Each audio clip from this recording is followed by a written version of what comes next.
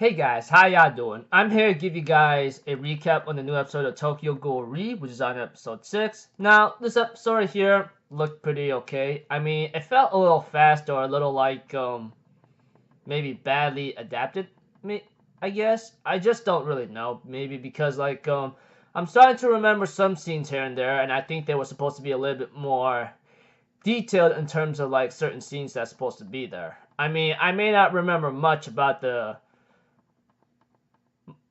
manga Tokyo Ghoul, but I think I may have an idea that there were some scenes that were supposed to be in there, but some of them kind of got omitted or got too vague. So if anything else, let's just get this started. We have to it that TCG are just fighting off the ghouls for the time being, while Sasaki Heise is getting his butt handed to him pretty badly, and it was kind of terrible. I'm thinking in my mind, can't you be any more better than this, Doc? But at the same time, he is actually having some psychological fight. He's starting to have the psychological fight with his other self, which is Kaneki, which is revealed later in this episode, obviously. I mean, like, those of you guys who read Tokyo Ghoul or even watched the series up to this point right now and knows what Heise Sasaki is should already understand. Honestly. Seriously.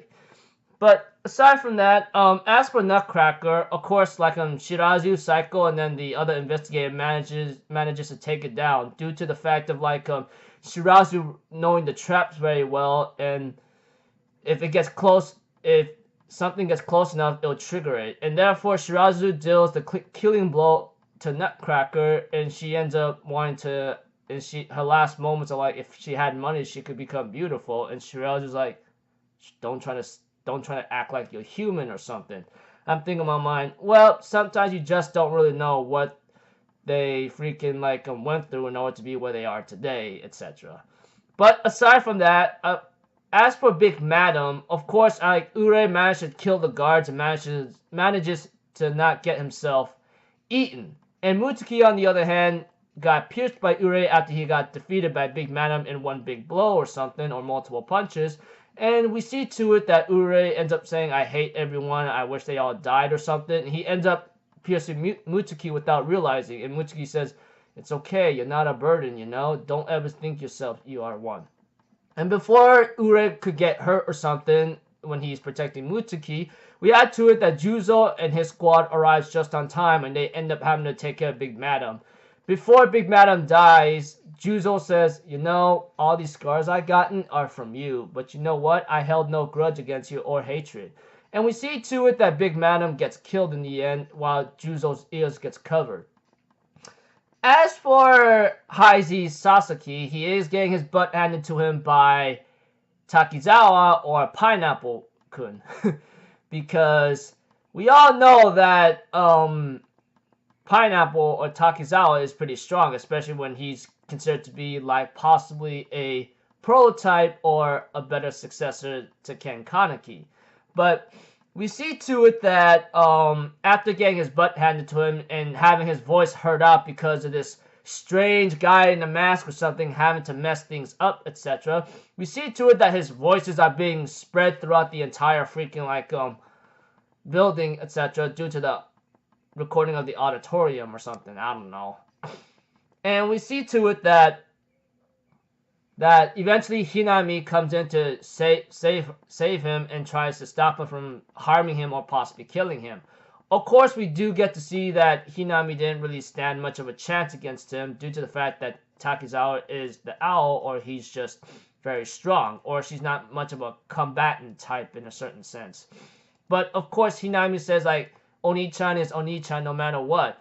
Of course, Heise, who regained consciousness, tells Hinami, I'm sorry, but I'm not the Ken Kaneki you know anymore, alright? I mean, what the guy you knew is not there anymore. I'm Heise Sasaki. Eventually, he ends up having to, accept maybe a little bit of his ghoul self, I guess, and he ends up having to go part to part against Takizawa or Pineapple Boy or Pineapple-kun, and ends up having to turn the tables around a bit, but not before Pineapple-kun or Takizawa ends up having to turn the tables on him again.